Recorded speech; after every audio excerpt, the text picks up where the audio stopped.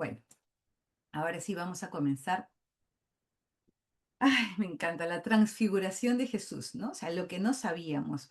A veces nosotros hemos escuchado y hemos entendido de muchas maneras este pasaje del Evangelio en el que Jesús, ¿no? De un momento a otro se transfigura delante de sus apóstoles, ¿no? Y a veces pues hemos entendido una parte, pero no necesariamente quizás todo lo que esto conlleva, ¿no? Entonces vamos a comenzar leyendo este pasaje del Evangelio en Mateo 17, que dice que en aquel tiempo Jesús tomó consigo a Pedro, Santiago y su hermano Juan y los lleva aparte a un monte alto y se transfiguró delante de ellos. Su rostro se puso brillante como el sol y sus vestidos se volvieron blancos como la luz. En esto se les aparecieron Moisés y Elías que conversaban con él. Tomando Pedro la palabra, dijo a Jesús: Señor, qué bueno es estar aquí.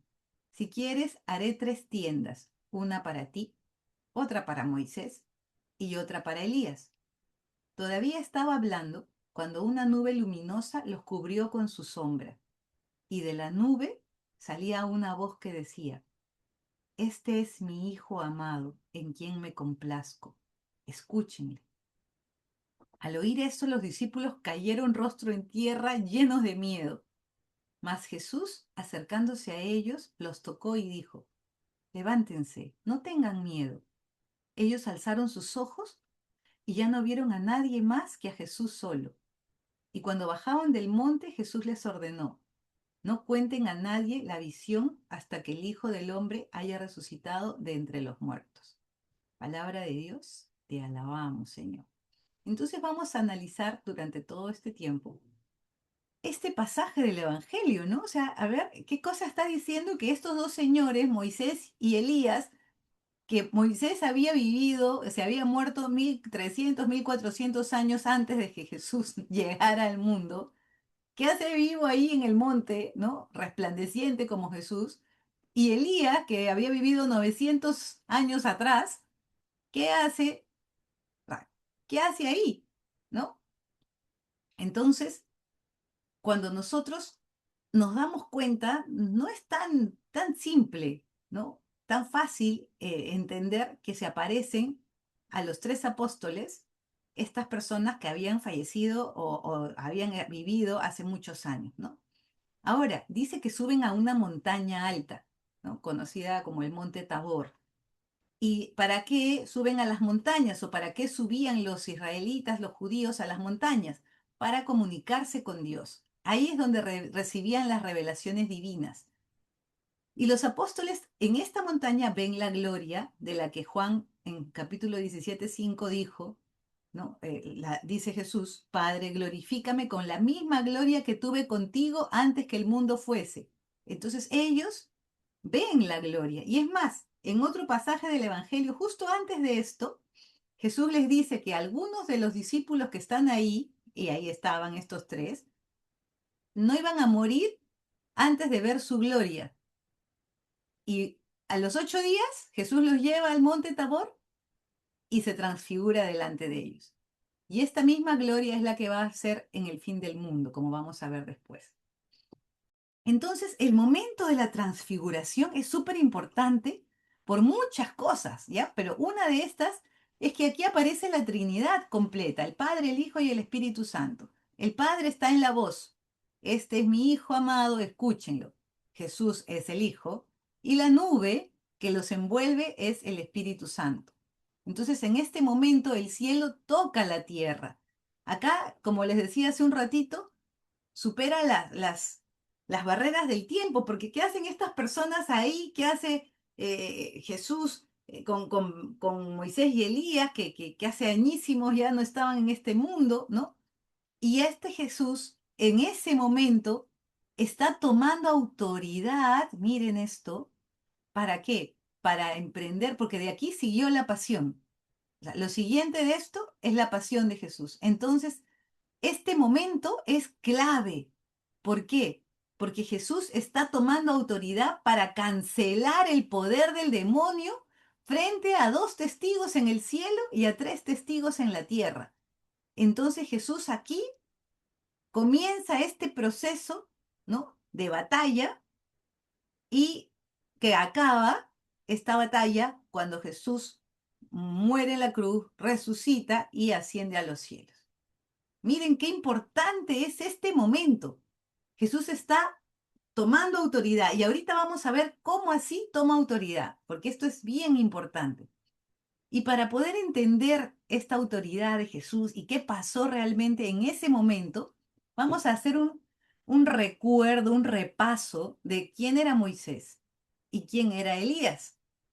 Seguramente ustedes me van a decir, y todos sabemos quién era Moisés, porque en todas las Semanas Santas hemos visto todas sus películas, ¿no? Y chévere, hasta series hay bien interesantes, ¿no? Eso qué bueno. Pero imagínense un ratito que ustedes son los apóstoles y están mirando que Jesús está toda su ropa blanca y se está transfigurando en luz y están tratando de procesar eso y de repente, plop, aparecen encima Moisés y Elías, ¿no? Entonces, uno se preguntaría, ya, pero ¿por qué aparece Moisés? ¿Por qué no aparece Abraham? ¿Por qué aparece no aparece Isaías? ¿Por qué no aparece el rey David o el rey Salomón, que eran tan importantes? ¿Por qué tienen que aparecer justamente Moisés y Elías? ¿No? Y todavía en Lucas 9:31 agrega qué era lo que estaban hablando y dice que aparecieron en gloria, o sea, también así con luz, glorificados sus cuerpos, ¿no? Y que hablaban de la partida de Jesús, o sea, de lo que Jesús tenía que sufrir, ¿no?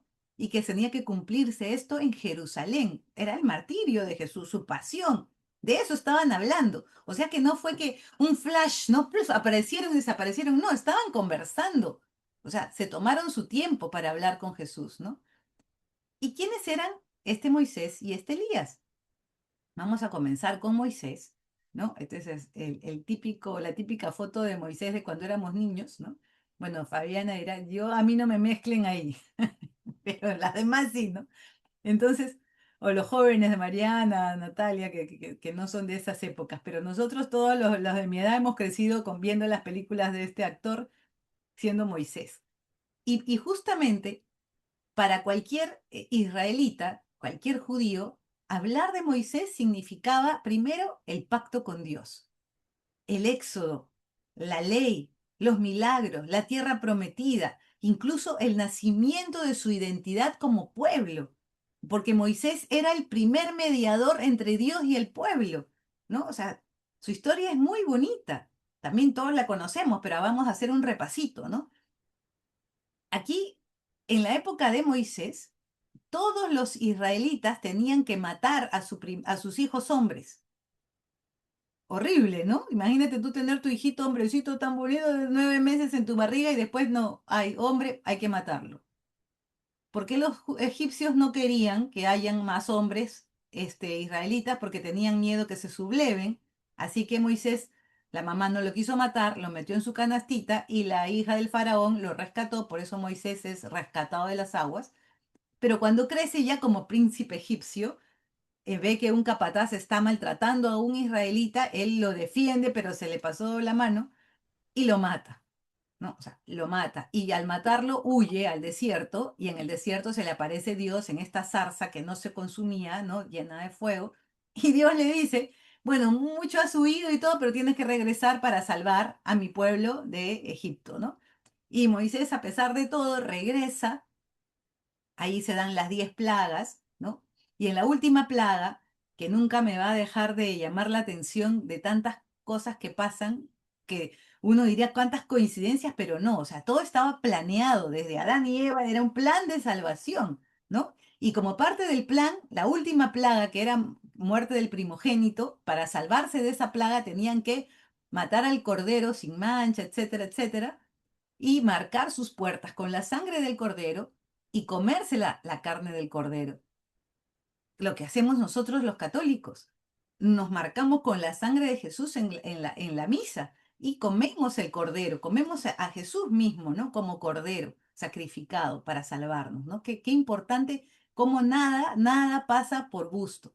Bueno, ellos se escapan, llegan al Mar Rojo y son acorralados porque los egipcios se desanimaron y los persiguieron y se abre el Mar Rojo por milagro de Moisés. Entran los israelitas Y cuando habían terminado de cruzar, se cierra el Mar Rojo sobre todos los egipcios y mueren y ahí se acaba la persecución. Luego vienen 40 años de ir por el desierto, son alimentados del maná que caía del cielo, los picaban las serpientes y hicieron esta serpiente de bronce para sanarse y pasan todo un montón de aventuras en el desierto, ¿no? Gracias a Moisés, también a Moisés se le dan las instrucciones para crear el arca de la alianza, ¿no?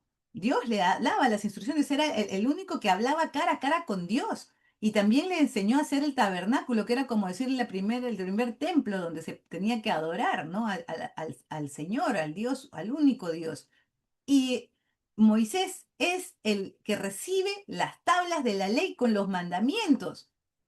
Antes de Moisés ellos tenían como que una idea impresa del bien, pero no tenían claros qué eran los mandamientos, ¿no? ¿Y cuántos mandamientos son? 10. Pero a mí me da risa cuando escucho gente que dice, yo no me confieso porque yo no mato ni robo. Y yo digo, ¿y en qué momento los mandamientos se convirtieron en dos? Si son 10 y los 8 que faltan.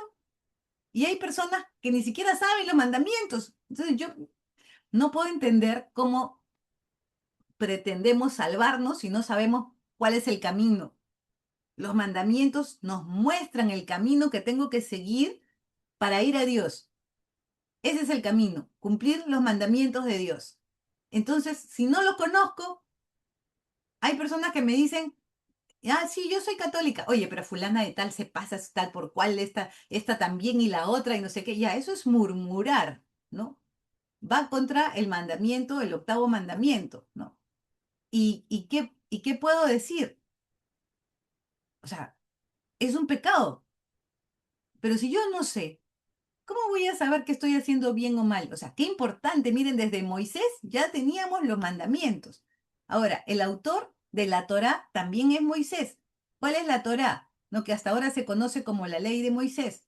Los primeros 5 libros de la Biblia, que se llaman Pentateuco, penta de 5, ¿no? Génesis, Éxodo, Levítico, Números y Deuteronomio, ¿no? Entonces, y a mí también me llamó la atención y no me había puesto a pensar, pero hoy día aceptaba que acá investigando me di cuenta de eso, porque yo pensaba, ay, pero el Génesis, ¿cómo así supieron? Yo sé que es inspiración de Dios, pero ¿cómo así supieron exactamente qué pasó si ellos no estaban ahí? ¿Quién les contó, no? Entonces, en mi ignorancia, ¿no? Luego me acordé de esta parte. Moisés subía al monte Sinaí a hablar con Dios cara a cara como amigos. Nadie más tuvo ese privilegio. Y él cuando subió al monte se quedaba pues 40 días, ¿no? Y descendió con las tablas de la ley, su rostro resplandecía tanto, o sea, imagínense, ahí no había electricidad ni velas, había lo mucho fogatas. Imagínense tú tener un reflector en tu cara, tanto le brillaba la cara que ellos no soportaban verlo y tenía que ponerse un velo en la cara cada vez que bajaba de hablar con Dios. Entonces, imagínate, ¿no? Lo bonito y quién le sopló todo el Génesis en la creación del mundo y que uno diga, no, es que serán leyendas. ¿Qué leyendas? Eso te lo dictó Dios mismo, ¿no? Por eso él sabía todas esas cosas y Dios le encargó que lo pongan, pues, ¿no? Como una tradición y que se transmita de persona en persona, ¿no? Entonces, acá también hay una profecía que dice Moisés, que es bien importante, y la verdad yo no sabía, la conocía investigando esto. Y está en Deuteronomio 18, 15, 19. Moisés profetizó que iba a venir alguien como él y dijo que teníamos que escucharle. Y él se la leo. Dios levantará un profeta como yo de entre el pueblo de Israel, y cuando él hable, deben escucharle. O sea, aquí se refiere a Jesús. Pero todos ellos estaban esperando ese profeta, porque sabían que él iba a guiar al pueblo, iba a servir de mediador entre Dios y ellos, tal como lo hizo Moisés. Eso era clarísimo, Moisés ya lo había dicho, ¿no? Entonces, en la transfiguración está Moisés como figura como testigo del presente. Todo lo que escribió, enseñó, apuntaba hacia Jesús. Y vamos a hacer acá una diferencia. Moisés trajo la ley. Jesús es la ley que está encarnada. Los mandamientos de Moisés estaban en las tablas de piedra, pero los mandamientos de Jesús los escribe en nuestro propio corazón. Moisés nos los liberó de Egipto y Jesús nos libera del pecado. Moisés los llevó hacia la tierra física y Jesús nos guía hacia el reino eterno, ¿no? Entonces, miren qué importante, ¿no? Este paralelismo entre Moisés y Jesús. Y finalmente, la presencia de Moisés en este momento tan importante de la transfiguración de Jesús quiere decir que la ley ha llegado a su máximo cumplimiento, ¿no? Que lo que se ha anunciado como profeta, ¿no? Ha llegado a lo que se esperaba. Aquí está. Él es el que yo dije que tenía que venir. Y Jesús también dice, no piensen que yo he venido para abolir la ley y los profetas, sino para darle cumplimiento. Entonces, ese es Moisés. Y ahora vamos a examinar un poquito al profeta Elías, que se aparece al otro lado. ¿Qué pasaba? A ver, ¿se acuerdan que estaba el rey David? Luego tuvo un hijo que era Salomón, el rey Salomón, conocido por su sabiduría. Y Salomón tuvo un hijo que se llamaba Roboam, y que cuando le tocó el reinado a Roboam, se dividió el reino en dos. Un sacerdote dijo, no, yo voy a mandar, y él se agarró tribus para el norte, y Roboam se quedó solamente con la tribu de Judá y de Benjamín. Entonces se dividió el reino, y ahí la tribu del norte, que todas las tribus del norte empezaron a ser idólatras. Empezaron a adorar, a hacerse becerros, a adorar a dioses paganos, demonios, todo un caos. Pero Dios, a pesar de todo, le mandaba a sus profetas para que los profetas les digan, oye, reacciona, mira lo que estás haciendo. Pero ellos, oídos sordos. Y uno de estos grandes profetas fue Elías, que fue mandado justamente al reino del norte cuando estaba el rey Acab con su esposa maléfica, maligna, malvada, Jezabel, ¿no? ¿Y qué ocurrió? Él, Elías, había formado su escuelita de profetas, todo contentito, ¿no? Compartiendo sus conocimientos. Y entonces Jezabel, ella adoraba a Baal, a un demonio, y entonces le dijo a su esposo Acab, que era israelita, ¿no? Y que ahí este tipo era pues como decimos acá en Perú, saco largo, que le hacía caso de todo a la esposa. Le importó un pepino Dios y dijo, bueno, matemos a los profetas. Entonces los empezaron a matar a todos. Hubo un señor, si no me acuerdo, Ofonías, algo así, que salvó a 100 profetas, los escondió. Y Elías se encontró también en medio de toda la persecución. Pero antes de irse y de escaparse, se presentó al rey y le dijo, vive Yahvé, Dios de Israel, que no lloverá estos años, sino por mi palabra, ¿no? Y entonces hubo 3 años de sequía en todo el norte de Israel, y Elías se fue porque Dios le dijo que se vaya a este riachuelito y que no se preocupara que los cuervos lo iban a alimentar. Estuvo ahí, ¿no? Bastante tiempo hasta que el riachuelo se secó, lo agarró y dijo, Dios, vete a Sarepta y ahí vas a encontrar una viuda muy pobre, pero quédate con ella. Llega ahí Elías y la pobre viuda solo tenía un poquito de aceite y un poquito de harina y le dijo que era lo único que le quedaba, iba a hacer un pan, iba a comer con su hijo y se iban a morir, porque ya no iban a tener de dónde. Y ya en la sequía no había de dónde sacar nada. Pero Elías hizo un milagro, que por eso todo ese tiempo que él estuvo ahí hasta que llovió, esto nunca se acabó, ni el pan ni el aceite. Incluso en un momento se llega a morir este hijito de la viuda y Elías lo resucita y es la primera resurrección documentada en toda la Biblia, ¿no? Entonces, cuando ya pasa el tiempo, Dios le dice a Elías, ya ahora sí ve que ya voy a hacer que llueva. Entonces Elías, bien obediente, vuelve al rey Acab y le dice que le va a hacer un reto, ¿no? te reto, el que tenga el Dios verdadero es el que haga que caiga fuego del cielo y queme su ofrenda. Entonces habían 400 sacerdotes de Baal versus Elías solito. Entonces le digo, ya bueno, ustedes pongan su toro en el altar y recen para que caiga fuego del cielo, pues, ¿no? Y que queme el toro. Obviamente los sacerdotes gritaban, rezaban, se cortaban. Si ven la foto acá abajo, están todos ensangrentados, cortándose. Y Elías, que tenía una personalidad muy especial, se empezó a burlar de ellos y les decía, a ver, recen más fuerte, de repente Baal no los escucha. A ver, no sé, recen más fuerte, de repente estaba durmiendo. O no, seguramente se ha ido a comprar. O sea, pero así súper, súper burló. Cuando se cansaron de rezar, Elías dijo, bueno, ya, me toca a mí. Puso su toro, mandó que echen un montón de agua y se puso a rezar. Y lo primero que fue que cayó semejante rayo encima de todo esto que consumió y secó todo a su alrededor, todo el agua que él había esparcido. Entonces el rey Acab dijo, wow, Dios es el verdadero Dios. Todo el mundo empezó a adorar a Dios y mataron a todos los 400 sacerdotes de Baal. Hasta ahí todos dirían que bien, se acabó la idolatría, pero no. Llegó Jezabel nuevamente, la malvada, maligna y maléfica reina, y se molestó que habían matado a sus sacerdotes y lo comenzó a perseguir a Elías, ¿no? Y Elías llegó un momento en que ya, de verdad, el pobre huyó al desierto y se sentía tan mal, ya sin comida, sin agua, cansado, sin hogar.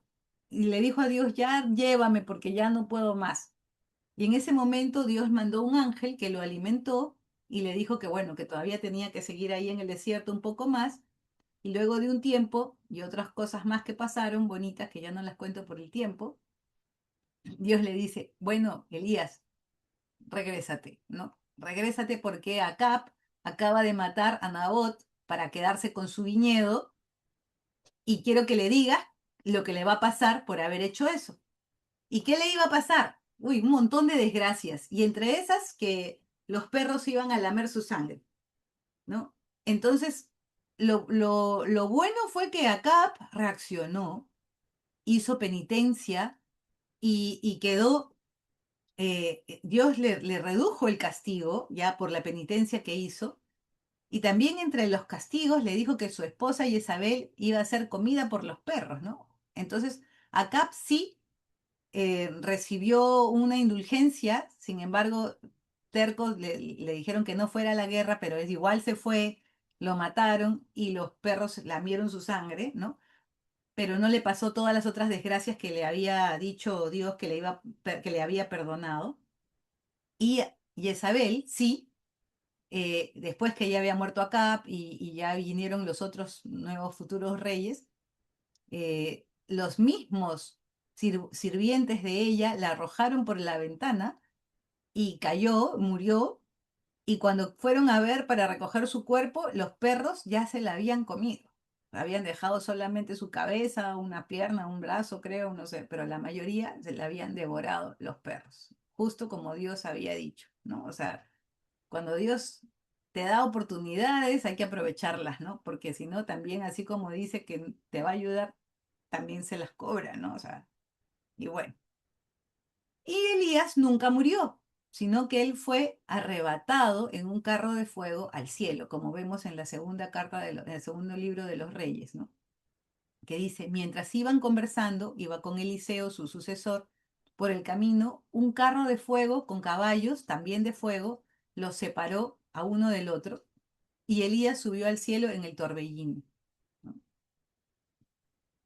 Y en el último libro del Antiguo Testamento, el libro del profeta Malaquías, hay una profecía que dice que Elías va a venir antes de que venga el Mesías, ¿no? Entonces, cuando nosotros vemos que los judíos estaban esperando, ¿no?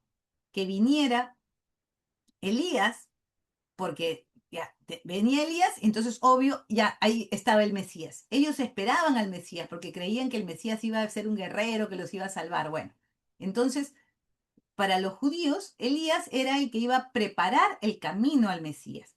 Pero hubieron 400 años desde esta profecía hasta San Juan Bautista y Jesús.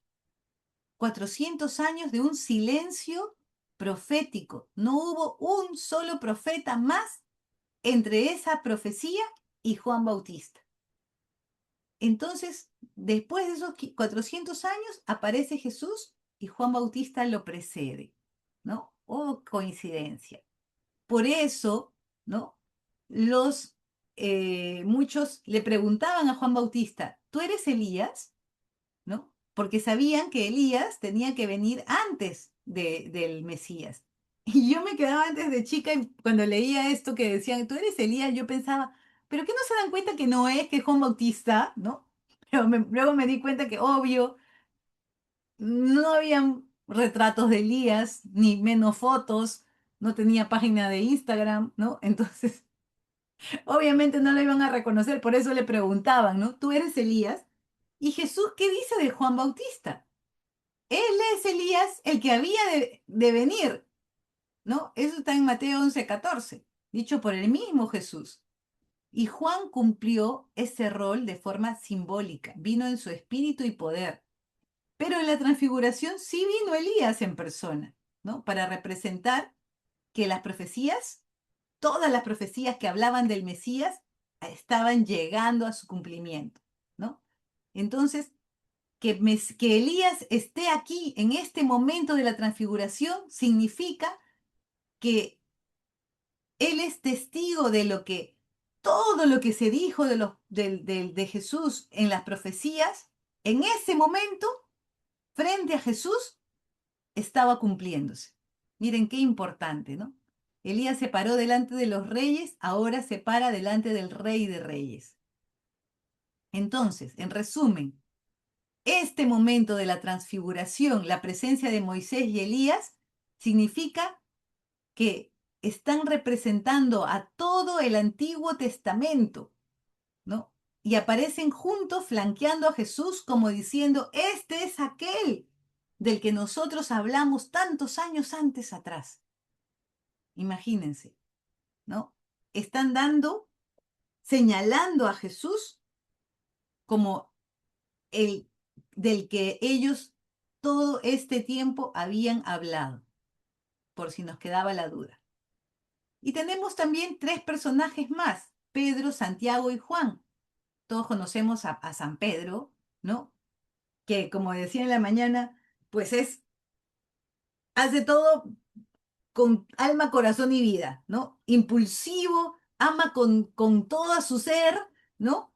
Pero también cuando mete la pata, mete las cuatro, como dice el chavo, ¿no? Pero, o sea, es una persona que es totalmente, eh, digamos, sin doblez, ¿no? Entrega todo, da todo, es impulsivo, quiere amar con todo su ser, ¿no? Y como dicen, cuando negó a Jesús, también lo negó hasta jurando, ¿no? O sea, hace todo con todo el cuerpo y con toda la mente, ¿no? Tenemos también al apóstol Santiago, que fue gracias a Santiago, nosotros tenemos la fe, porque él fue el que evangelizó toda España, ¿no? Y gracias a eso tenemos nosotros, pues, la fe católica. Y Juan, que era su hermano, ¿no? Que también fue siempre el más pequeño, el más joven, pero ambos eran conocidos como los hijos del trueno porque también tenían su carácter, ¿no? Eran un poquito explosivos, un poquito así como que de más control, pero Dios, Jesús, tenía como una predilección hacia ellos tres. Por eso los vamos a ver en momentos muy especiales.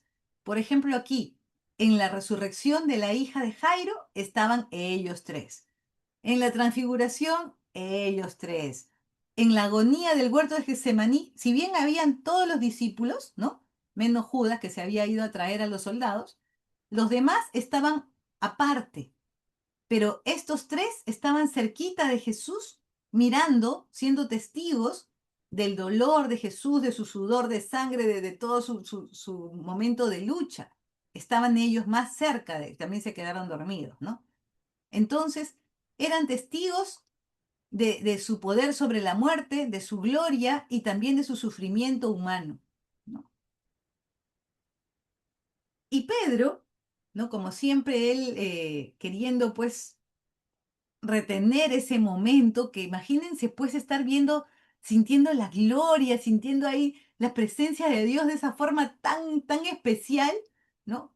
Eh, Él quiere como quedarse ahí, ¿no? Y acá se cumple, como decíamos al comienzo, cuando Jesús dice, de verdad les digo que hay algunos que están aquí presentes que no sufrirán la muerte antes que vean el reino de Dios. Y luego Pedro, en su segunda carta, dice, nosotros hemos sido testigos oculares de su majestad. Ahí está diciendo, ¿no? Por fin puede hablar, porque se acuerdan que al comienzo Jesús les dijo, no lo cuenten a nadie hasta que yo haya resucitado. Entonces, encima habían visto eso y tenían que quedarse callados, pero acá ya podía decirlo y lo dice clarito. En efecto, él, Jesús, fue honrado y glorificado por Dios Padre cuando la suprema gloria le dirigió esta voz. Este es mi Hijo, el amado, en quien tengo mis complacencias. Y esta voz venida del cielo la oímos nosotros estando con él en el Monte Santo. Aquí Pedro está dando testimonio de lo que vivieron en el momento de la transfiguración, ¿no? Qué lindo habrá sido estar escuchando los sermones y todo lo que decía San Pedro contando sus experiencias con Jesús, ¿no? Y luego acá que dice tan lindo cuando estábamos emocionados, no sabía ni lo que decía, me imagino, que le dice a Jesús, qué bien se está aquí, hagamos 3 tiendas, ¿no? Y esto expresa la alegría de encontrarte con Dios, ¿no? Y estas tiendas, ellos tenían su fiesta de las tiendas, no creo si hasta ahora la tienen, que era que recordaba sus tiempos en el desierto, ¿no? Que ellos tuvieron que vivir en tiendas. Pero nosotros también tenemos unas tiendas que Jesús fue a preparar en el cielo. ¿No? Cuando se fue, dijo, voy a ir a prepararles una morada en el cielo. No solamente a los apóstoles, a nosotros también, ¿no? Y ya no serán pues tienditas, ya serán pues unos palacios, ¿no? Cada uno de acuerdo a nuestras obras, ¿no? Tendremos y algunos tendrán sus casas con piscina, por favor me invitan, ¿no? Pero habrá una morada eterna, ¿no? Y ahora viene lo último, pero no lo menos importante, sino al contrario, dejamos para el final lo más importante, que es Jesús. ¿Qué papel cumple Jesús en esta transfiguración? ¿No? Entonces, la transfiguración es uno de los episodios en, en, en los que se responde una pregunta fundamental. ¿Quién es realmente Jesús? Entonces, Jesús ahí es el personaje principal. No porque ya nos hayamos acostumbrado a leer a Jesús, a su presencia, deja de tener importancia. Al contrario, en ese momento la ley y los profetas son importantes, pero Cristo está en el centro de la historia de la salvación. Esta historia de la salvación viene desde Adán y Eva. O sea, desde Adán y Eva, del pecado de Adán y Eva, ya Dios promete que va a enviar un Salvador. Desde ahí hasta el Apocalipsis está la historia de la salvación en toda la Biblia. Y esta historia de la salvación, todo converge en Jesús. Entonces, cada parte de la escritura, el antiguo pacto, reconoce en ese momento que empieza el nuevo pacto con Jesucristo, ¿no? Y no es que Jesús se transforme en algo diferente, no, sino que se revela Jesús como realmente es, su esencia divina, ¿no? Y aquí nosotros decimos, oye, pero ¿y cómo será el Padre, no? Si quieres saber cómo es el Padre, mira a Jesús. Y Jesús lo dice, el que quiera conocer al Padre, mírenme a mí. Cuando ellos le dicen, muéstranos al Padre, Jesús le dice, ¿qué? ¿Tanto tiempo tengo con ustedes y todavía no me conocen? O sea, ¿quieres saber cómo es el Padre? Mira el rostro de Cristo. Y volviendo a ver acá, ¿no? Jesús es el nuevo y definitivo Moisés, el nuevo mediador, el único mediador, ¿no? Y él es, ¿se acuerdan cómo Moisés reflejaba la luz? Pues Jesús es la luz. Moisés reflejaba la gloria de Dios, Jesús es la fuente de esa gloria, ¿no? Entonces, es muy bonito darnos cuenta de todas estas similitudes, ¿no? Y también Jesús, estando con Elías, es superior a los profetas, porque la voz del Padre no dice, escuchen a Elías, por más que Elías era un gran profeta. Dice, escúchenlo a él, a mi hijo, ¿no? Entonces la revelación divina definitiva va a venir por las palabras de Jesucristo, ya no por los profetas. Antes Dios hablaba a la gente por medio de sus profetas. Ahora nos habla por medio de su Hijo Jesús, ¿no? Y Jesús muestra su gloria antes de la cruz. O sea, antes de ser crucificado, de pasar por su pasión, Jesús les dice, acuérdense que me vieron glorificado. Entonces, cuando nosotros tenemos problemas, ¿no? Acordémonos que después de la cruz viene la gloria, porque esta cruz precedió a la gloria de la resurrección.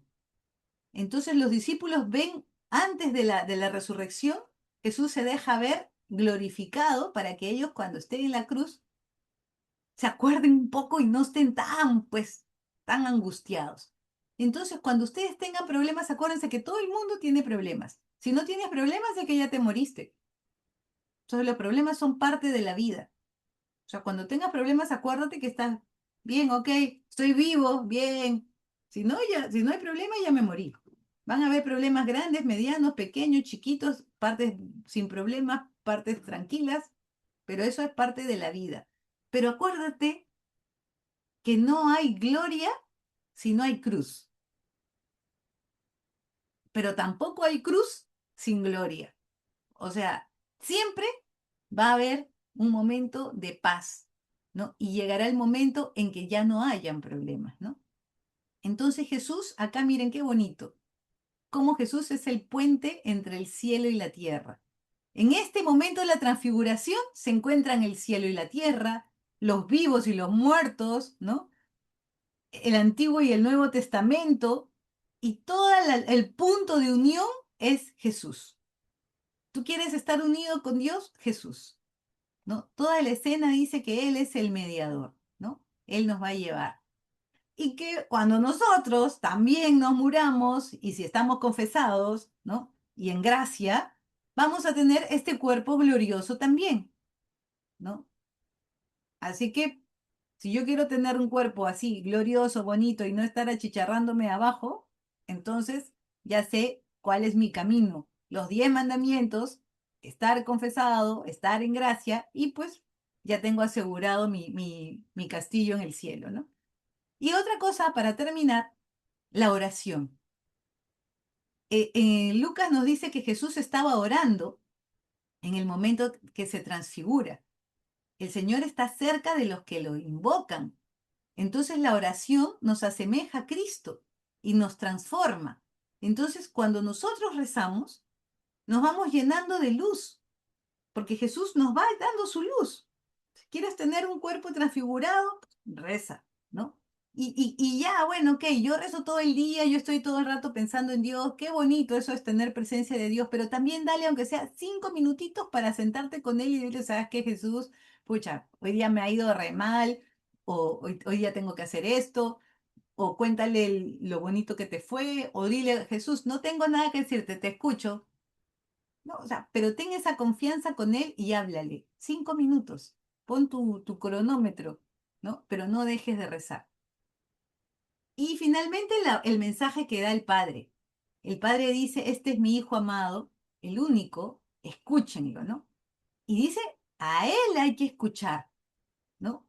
Entonces, ¿por qué? Porque Jesús tiene palabras de vida eterna, porque Él es la palabra que se hizo carne, ¿no? Ya no nos va a hablar a través de profecías que no se entienden, ya no nos va a hablar con tablas, nos va a hablar directamente. ¿Y dónde está la palabra de Jesús? En el Nuevo Testamento, en los Evangelios, ahí está la palabra de Jesús.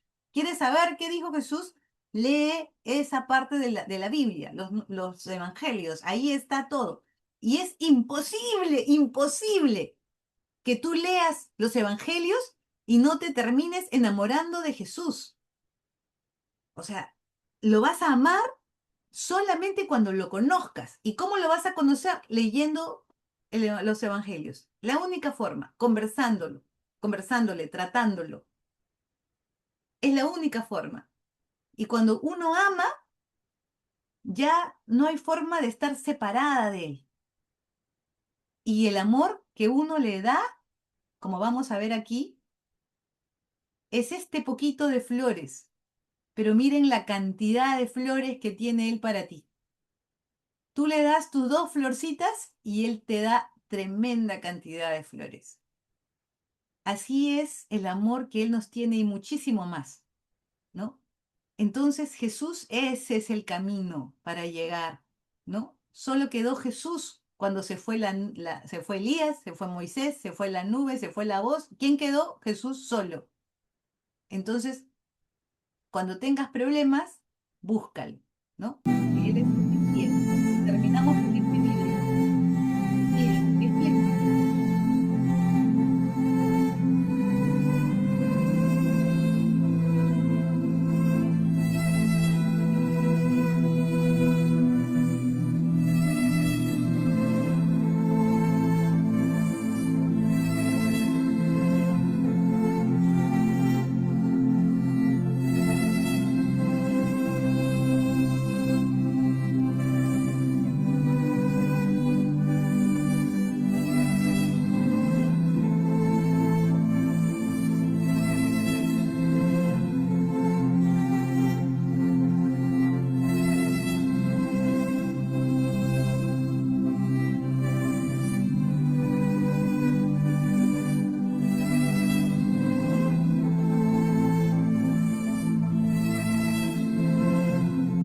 No, ay, lo podía ver toda la noche. Bueno, chicos, chicas, con esto terminamos. Y ahora sí, uy, qué gusto verlos. A ver, chicos y chicas. Ay, sí, lindo, Gina, me encantó, a mí también. No puede ser, lo puedo ver toda la tarde, toda la noche. A ver, escucho. Ay, sí, sí, escucho sus comentarios. Rosario, Gina, y a ver quién me falta. Ya está. Escucho sus comentarios, preguntas, dudas. En la mañana me preguntaron si es que Moisés y Elías también estaban en gloria, ¿no? Y les dije que obviamente también tenían los cuerpos glorificados como Jesús, ¿no? Ella era la zona de pura luz. Bueno, a ver, ¿alguien tiene alguna duda, alguna pregunta, algún comentario? Soy todo oídos. ¿O está todo claro? Están callados. Como decía mi profesor, o entendieron todo o no entendieron. No hay ninguna pregunta. Le voy a dejar de grabar, ¿verdad?